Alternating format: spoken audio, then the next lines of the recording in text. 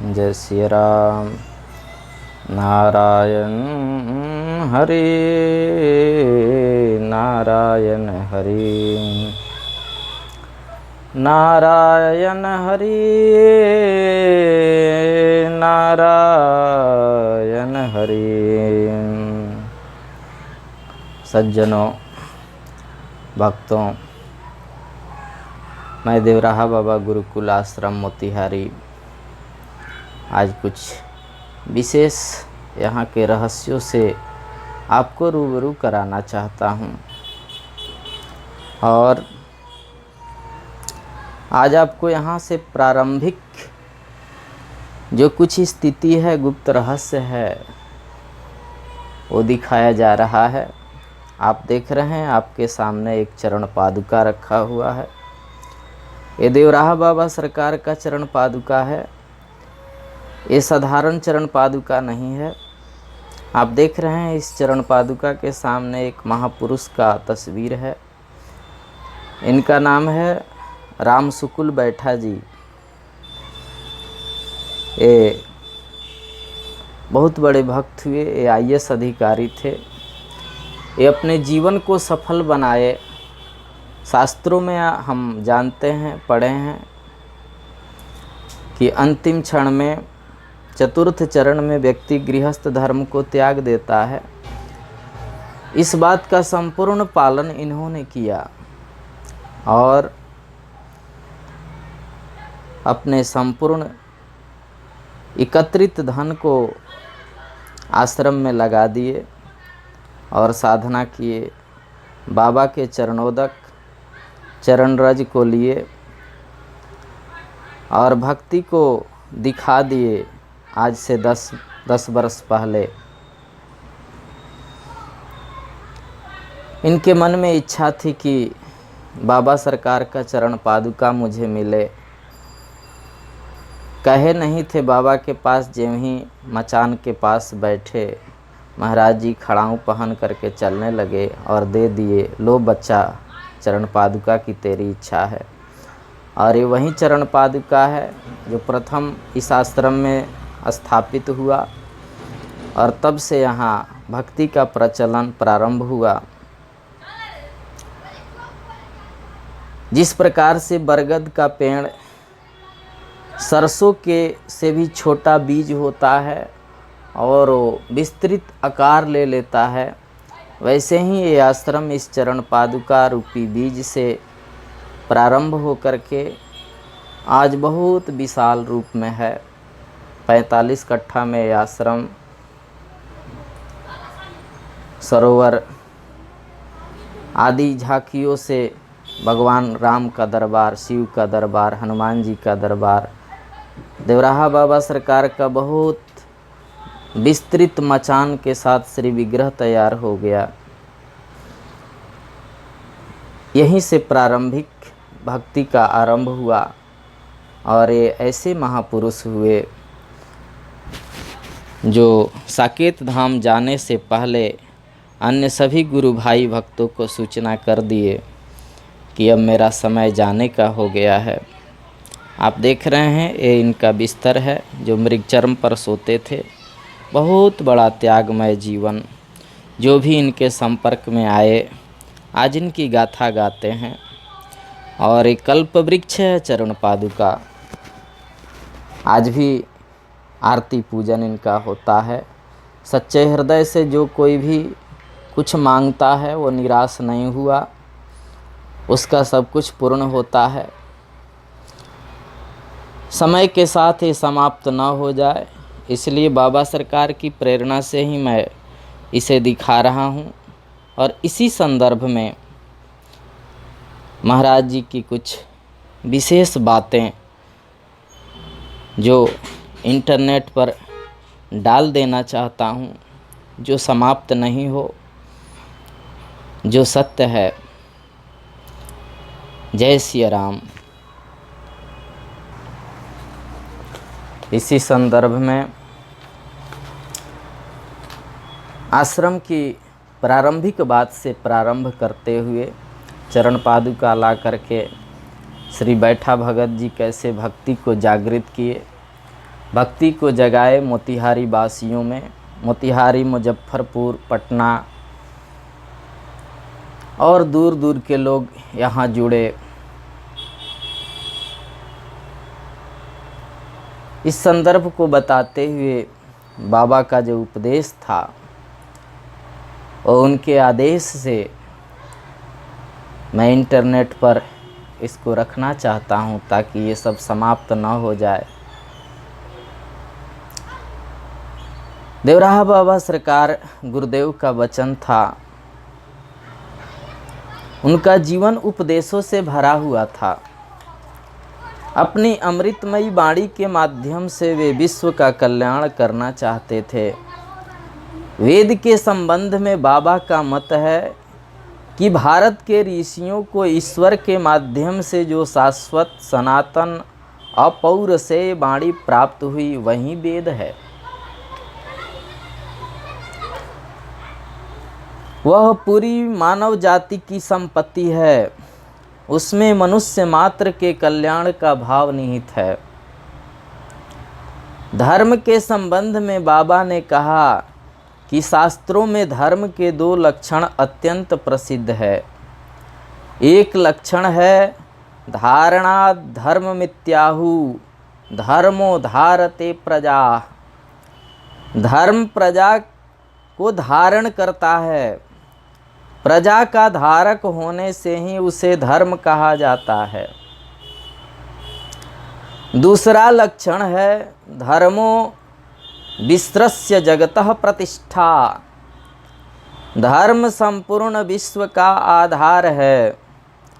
इन दोनों के अनुसार धर्म को 2 स्वरूप सम्मुखीन होते हैं, प्राप्य धर्म और प्रापक धर्म। प्राप्य धर्म है ईश्वर और प्रापक धर्म है सद्विचार।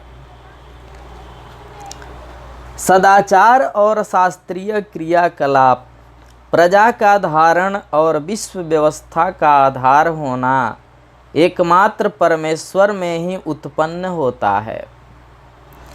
परमेश्वर की ही वह असाधारण शक्ति है जो प्रजा को धारण करती है और संपूर्ण विश्व व्यवस्था का आधार होती है। भौतिक विज्ञान के विज्ञानों ने पृथ्वी, सूर्य आदि की जिस आकर्षण शक्ति की खोज की है वह ईश्वरीय शक्ति से भिन्न नहीं है। ईश्वर की शक्ति ही सारे जगत में अनुस्यूत और अभिव्याप्त होकर समूचे जगत का नियंत्रण करती है और प्रजा के भरण पोषण तथा संगठन का संपादन करती है। इस प्राप्य धर्म परमेश्वर की प्राप्ति जिन क्रियाकलापों से होती है उनका वर्णन मनु, व्यास आदि के ग्रंथों में उपलब्ध है। धर्म लक्षण शब्द का आशय स्पष्ट करते हुए बाबा कहते हैं कि इस शब्द के 2 अर्थ है, शब्द का स्वरूप और उसका ज्ञापक। जिसका अभिप्राय है कि धीरज आदि प्रापक धर्म है और उसके द्वारा प्राप्य धर्म परमेश्वर का ज्ञापन होता है। यह स्पष्ट है कि धीरज आदि 10 गुण जिस मनुष्य में होते हैं वही परमात्म स्वरूप प्राप्य धर्म को जानने और प्राप्य करने की ओर उन्मुख होता है। महाभारत में व्यास जी ने कहा, बाबा का वचन है कि श्रूयताम धर्म सर्वस्वम श्रुत्वा चैवावधार्यताम आत्मनः प्रतिकूलानि परेशान न समाचरेत। जो बात अपने प्रतिकूल हो उसे दूसरों के प्रति नहीं करनी चाहिए। महर्षि व्यास के अनुसार यही धर्म का सार सर्वस्व है। पूज्य देवराहा बाबा सरकार का उपदेश है कि जब मनुष्य अपने कर्तव्यों का निष्ठा और प्रयत्न पूर्वक संपादन करेगा और यह विश्वास रखेगा कि जो कुछ वह अच्छा या बुरा कार्य करता है, यदि वह उसके लिए समाज या शासन द्वारा पुरस्कृत अथवा दंडित नहीं होता, ध्यान दीजिए बड़ी सुंदर बात है, तो निश्चय ही वह ईश्वरीय व्यवस्था द्वारा पुरस्कृत अथवा दंडित होगा। तो देश में अधर्म और अनीति को पनपने का अवसर नहीं मिलेगा तथा धार्मिक एवं नैतिक वातावरण में मनुष्य उत्तरोत्तर अपने महान लक्ष्य ईश्वर प्राप्ति की ओर अग्रसर होगा। आप ये समझें कि हम चोरी किए, हम किसी का जान मारे, हम किसी के साथ गलत व्यवहार किए और हम छुपा लिए, कोई नहीं जान पाया, तो उसका दंड या जो अच्छा कर्म हम किए उसका इनाम ईश्वर के द्वारा मिलेगा, दंड भी मिलेगा और इनाम भी मिलेगा। और यदि शासन ने दंडित कर दिया, उस व्यवस्था ने दंडित कर दिया, तब वो दंड विधान कम हो जाएगा।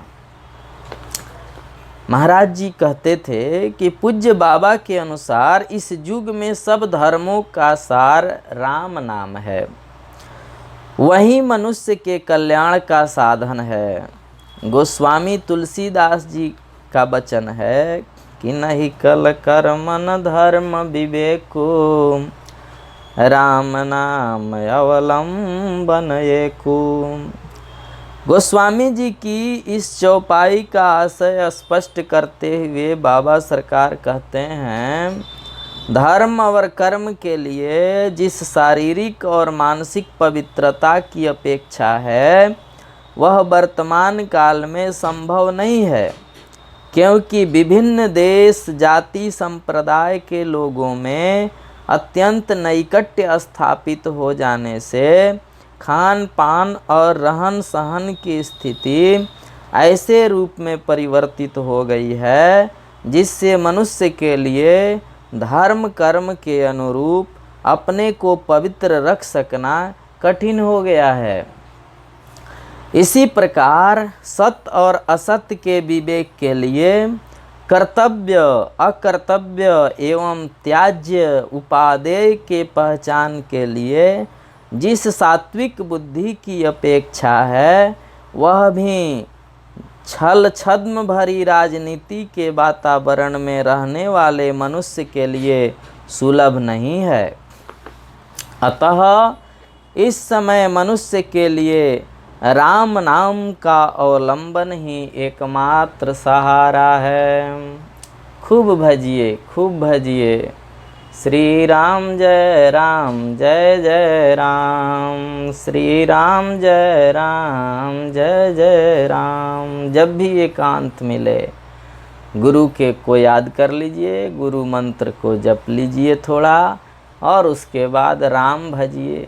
कोई भी महाराज जी के पास जाता कि शांति नहीं है, मैं अशांत हूँ, तो बाबा सरकार एक ही बात कहते, बच्चा राम भज, शांति मिलेगी। बोले बाबा अभी तक तो भजते आ रहे हैं, कोई शांति नहीं मिली। तो महाराज जी कहते थे कि बच्चा पहले जो भजता था वो अपने मन से भजता था, अब हमारे कहने से भज, तेरे को शांति मिलेगी, राम भज। खूब एकांत में बैठ करके खूब भज, अपने परिवार के साथ भी ध्यान से हृदय को जोड़ करके भगवान से, इसी को योग कहा जाता है। खूब भजन करिए, भगवान प्रसन्न होंगे, कल्याण होगा। कैसे? पूरी तन्मयता के साथ।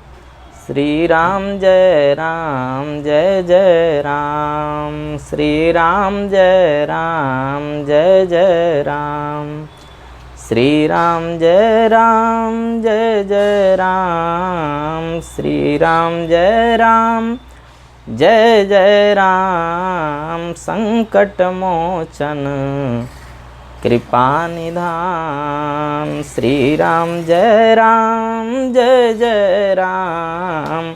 संकट मोचन जय हनुमान। जय हनुमान जय हनुमान।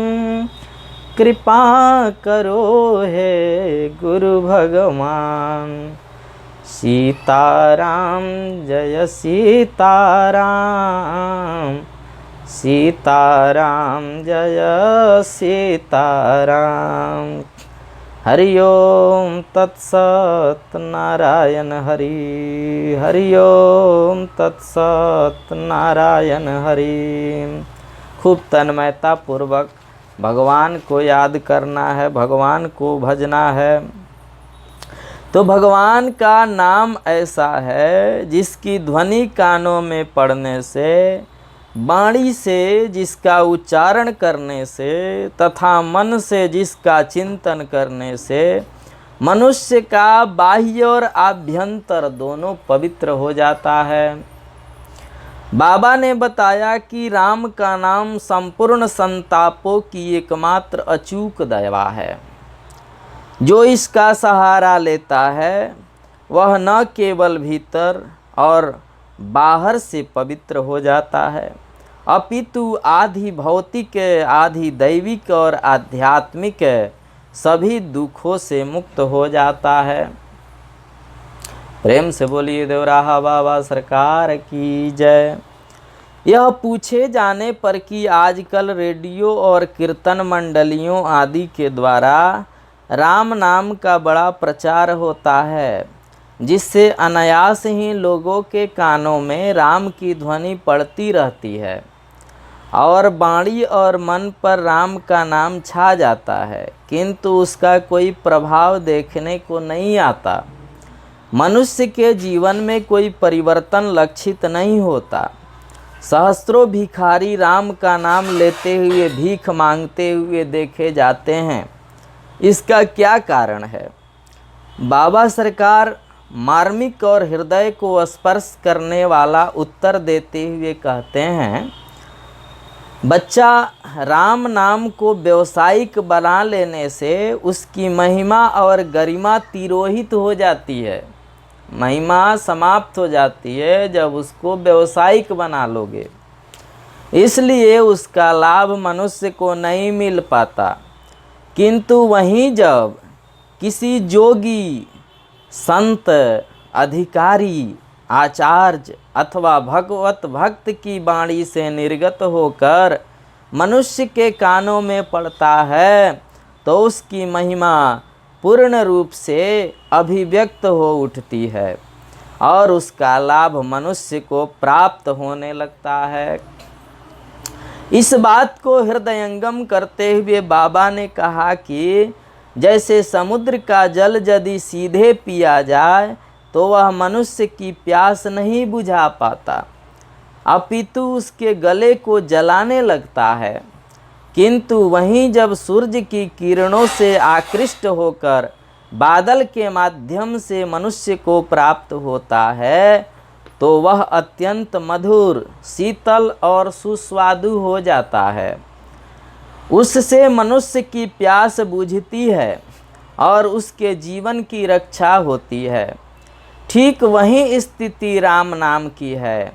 यदि उसे मनुष्य कपटी, आचारहीन, दंभिक जनों से प्राप्त करेगा तो उससे वह लाभ नहीं होगा जो उससे होना चाहिए, और यदि वही अधिकारी पुरुषों से प्राप्त होगा तो निश्चय ही इस कराल कलिकाल में उसका सहारा होगा और मनुष्य का उन्नायक होगा। प्रेम से बोलिए सद्गुरुदेव भगवान की जय। देवराहा बाबा सरकार की जय। बाबा सरकार का मत था कि जनता उपदेश प्राप्त करने के लिए संतों, आचार्यों और विद्वानों के पास जाती है और वे जनता के हित के लिए उपदेश प्रदान करते हैं। किंतु उपदेश देना आसान काम नहीं है। उपदेश देने में उपदेष्टा को बड़ी सावधानी रखने की आवश्यकता होती है। यदि वह ऐसा उपदेश देता है जिसका वह स्वयं अपने जीवन में पालन नहीं करता, तो उपदेश का जनता पर कोई प्रभाव नहीं पड़ता है। उपदेष्टा को उपदेश की भाषा के संबंध में भी अत्यंत सतर्क रहने की आवश्यकता होती है। उपदेश देते समय उसे ऐसी भाषा का प्रयोग नहीं करना चाहिए जो श्रोता को अप्रिय लगे, और ऐसी भाषा का भी प्रयोग नहीं करना चाहिए जिससे किसी के सिद्धांत, विचार एवं मत की अवमानना हो। बाबा सरकार ने कहा कि यदि कोई मनुष्य यह चाहता है कि उसकी बात आदर से सुने और उसके प्रति अनुरक्त एवं श्रद्धावान हो, तो यह आवश्यक है कि किसी की निंदा में अथवा किसी धर्म या संप्रदाय की मान्यताओं को महत्वहीन और अप्रामाणिक बताने में अपनी वाणी का प्रयोग नहीं करें। बाबा सरकार कहते हैं कि यदिच्छसि बसी कर्तुम जगदेके न कर्मणा परापवाद सस्येभ्यश्चरन्ति गाम इवाचर चरन्ति गाम निवारय। यदि मनुष्य किसी एक ही कार्य से सारे संसार को अपने बस में करना चाहे, तो परावाद की फसल में अपनी गऊ बाणी को जाने से रोकना चाहिए। बाबा ने बाणी के प्रयोग में पूरी सावधानी बरतने का उपदेश देते हुए कहा कि वाणी ही मनुष्य को शत्रु और मित्र बनाती है।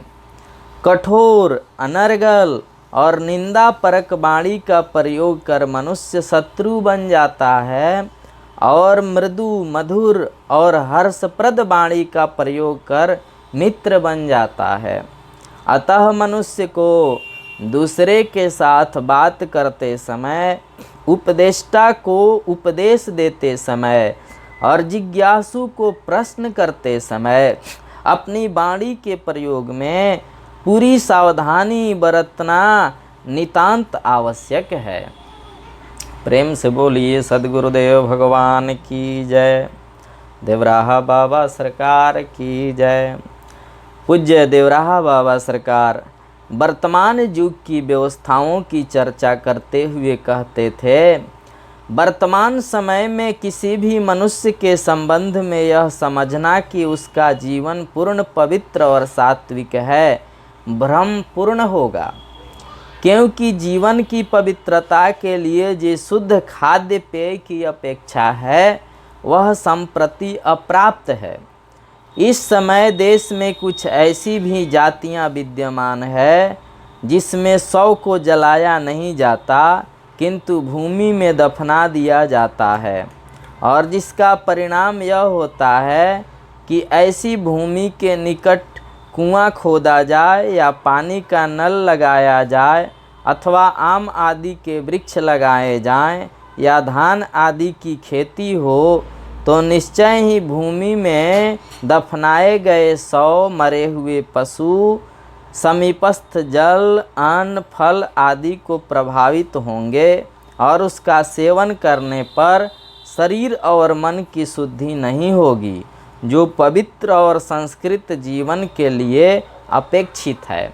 हाँ, यदि अपनी अपनी संप्रदाय की बात है, उनके संप्रदाय में अगर ऐसी ही बात है कि शव को वो लोग जला नहीं सकते, दफनाते हैं, तो दफनाएं। उसके लिए अगर अलग एकांत लोगों का जगह है, तब वो अलग बात है। वो यहाँ पर ये बात चरितार्थ नहीं होगी। वो अपने धर्म को माने, हम अपने धर्म को मानते हैं। पूज्य बाबा सरकार का उपदेश था कि या लोक द्वय साधनी तनुभृताम सा चातुरी चातुरी। मनुष्य की बुद्धिमानी इसी में है कि वह अपने दोनों लोकों को संवारने और सुधारने के लिए सचिंत और सचेष्ट रहे। उसे अपने वर्तमान जीवन की भी उपेक्षा नहीं करनी चाहिए और भावी जीवन के लिए असावधान नहीं होना चाहिए।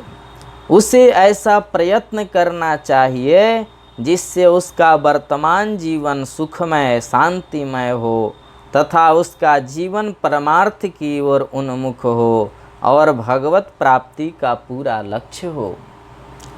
जीव और ईश्वर के स्वरूप का विवेचन करते हुए देवराहा बाबा सरकार कहते हैं, ईश्वर सच्चिदानंद घन है और जीव सच्चिदानंद कण है। घन में कण को अंतर्मुख करना ही मनुष्य के जीवन का उद्देश्य है, जिसकी सिद्धि संत महात्माओं आचार्यों द्वारा प्रदर्शित जीवन पद्धति के अपनाने से भी संभव हो सकती है। वे स्पर्श और जाति पाति के संबंध में वर्तमान युग में प्रचलित मान्यताओं की आलोचना करते और कहते, स्पर्श और जाति पाति की कल्पना किसी समय जनहित में की गई थी, किंतु कालक्रम से उसमें कुछ ऐसी त्रुटियां आ गई जिसके कारण उस कल्पना से जनहित अनेक अंशों में बाधित होने लगा। संत महात्माओं और विद्वानों का कर्तव्य है कि आगत त्रुटियों का परिहार कर युग के अनुरूप उसकी उपयोगिता की पुनः स्थापना करें। अर्थात स्वधर्मे निधनो श्रेयः परधर्मो भयावह। अपने धर्म में मरना श्रेष्ठ है, लेकिन दूसरे धर्म में सुख देख करके उधर जाना भय है, नरक होगा। इसलिए जो भी हैं वो जिस स्थिति में रह रहे हैं वो हमारे भाई हैं, उन्हें अपनाना है, उन्हें मंदिर में आने से भी नहीं रोकना है, कोई छुआछूत नहीं करना है। उनमें भी वही आत्मा विराजमान है। वो भी हमारे राम जी को भजते हैं, वो भी हमारे लिए प्रसाद लाते हैं, मिश्री लाते हैं, तेल लाते हैं, रुई बत्ती लाते हैं, फूल लाते हैं, चावल लाते हैं, दक्षिणा लाते हैं, धन देते हैं कि हमारा मंदिर चले, भगवान की पूजा हो।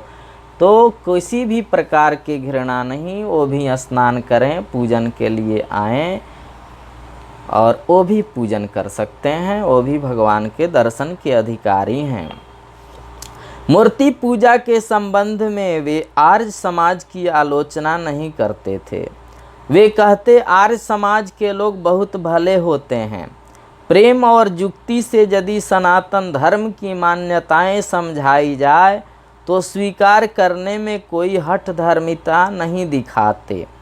बाबा ने कहा कि यह तर्क उन्हें मान्य है कि जिस प्रकार कागज के नोटों में शासनादेश से बड़ी बड़ी धनराशियां समाहित होती है, उसी प्रकार वेदादेश से पाषाण आदि की प्रतिमाओं में ईश्वर और देवता भी समाहित रहते हैं। जैसे निराकार बिजली पेड़ों पर गिरकर साकार अग्नि की ज्वाला बन जाती है, उसी प्रकार निराकार ईश्वर मूर्तियों और अवतारों से संपृक्त होकर साकार बन जाता है। अर्थात जिस प्रकार से जिस देश का नोट है वहाँ का छाप लगा हुआ है तो उस नोट से हम कुछ भी खरीद सकते हैं, उसी प्रकार से वेद आदि मंत्रों का स्वरूप है, ईश्वर का जो स्वरूप है मूर्ति, भगवान का श्री विग्रह, उसे मानना है, वह कोई ढकोसला नहीं है। श्राद्ध के संबंध में भी उनका यही तर्क था। भारतीय सिक्कों में लंदन, अमेरिका आदि विदेशों में भेजा जाने वाला धन विदेशों में प्रचलित सिक्कों के रूप में वहाँ के निवासियों को प्राप्त होता है। उसी प्रकार श्राद्ध में दिए जाने वाले पिंड तथा अन्यान्य वस्तुएं विभिन्न लोकों और जोनियों में विद्यमान पितरों को उनके उपयुक्त खाद्य पेय आदि के रूप में प्राप्त होता है। प्रेम से बोलिए सद्गुरुदेव भगवान की जय। देव मंदिरों में हरिजनों आदि के प्रवेश के संबंध में देवराहा बाबा सरकार कहते, हरिजन भी ब्राह्मण आदि के समान ही भगवान के प्रिय संतान हैं। भगवान ने अपने निकट पहुँचने के लिए उनके लिए भी भजन कीर्तन पूजन आदि का मार्ग बना रखा है। अतः उनको सवर्णों द्वारा बनाए गए देव मंदिर आदि के मार्गों पर जाने की आकांक्षा तब तक नहीं प्रकट करनी चाहिए जब तक सवर्णों द्वारा उस मार्ग पर आने के लिए उन्हें सप्रेम आमंत्रित न किया जाए, उन्हें बुलाया जाए और आदर से वो आएँ। अनावश्यक, अब जैसे मंदिर है, मंदिर में पुजारी को ही स्पर्श करना है, क्योंकि पुजारी के अलावा दूसरा कोई देव मंदिर अगर स्पर्श करता है, मूर्ति स्पर्श करता है, तो शास्त्रों में लिखा है कि वो मूर्ति प्रभावहीन हो जाता है।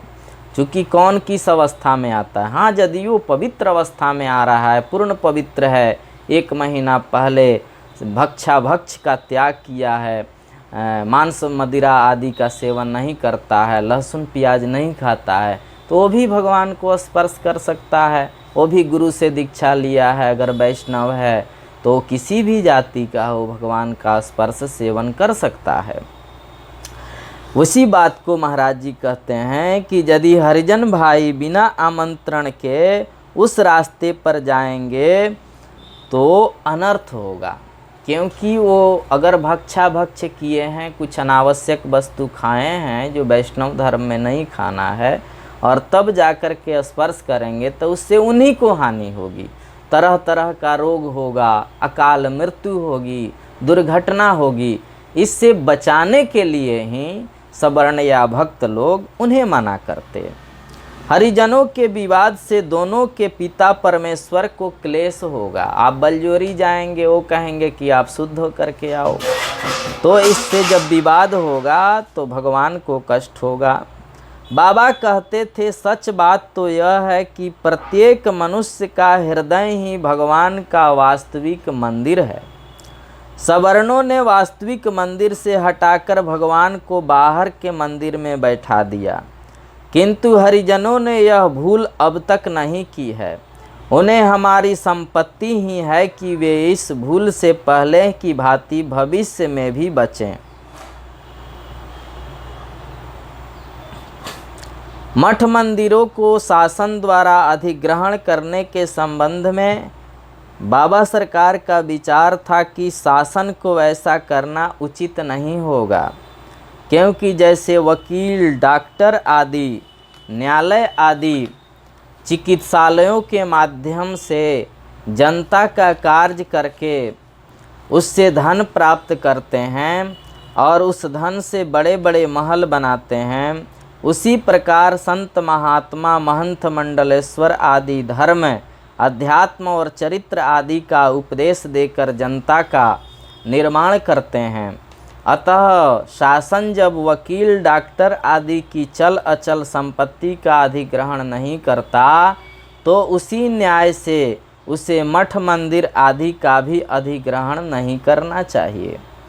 बाबा सरकार कहते कि मनुष्य को चाहिए कि वह किसी भी धर्म, संप्रदाय अथवा मतवाद की निंदा नहीं करे, किंतु सभी में जो समान बातें हैं उन्हीं को प्रमुखता देकर ऐसी विचारधारा को अपनावे जिससे पूरी मानव जाति में पारिवारिक भावना का विकास हो और सब एक दूसरे की भलाई को ध्यान में रखते हुए अपनी अपनी उन्नति के लिए प्रयत्नशील हों। वे हमेशा साक्षरों को चरित्र निर्वाह के दायित्व को समझाने के पक्ष में रहते थे। सरसो विपरीतश्चेत् सरसत्वा न मुंचते, साक्षरा विपरीताश्चेत् राक्षसा एव निश्चितम्। सच्चिदानंदरूपाय विश्वोत्पत्त्यादि हेतवे, तापत्रय विनाशाय श्रीकृष्णाय वयं नुमः। ओम नमो भगवते वासुदेवाय। ओम कृष्णाय वासुदेवाय हरये परमात्मने प्रणतः क्लेशनाशाय गोविन्दाय नमो नमः। ओम रां रामाय नमः। ओम नमो नारायणाय। ओम नमो नारायणाय। ओम नमो नारायणाय। देवराहाय दिगंबराय मंचासीनाय नमो नमः। ओम देवराहाय दिगंबराय मंचासीनाय नमो नमः। नमो नमः गुरुजी नमो नमः। ओम नमो नमः गुरुजी नमो नमः। देवराहाय दिगंबराय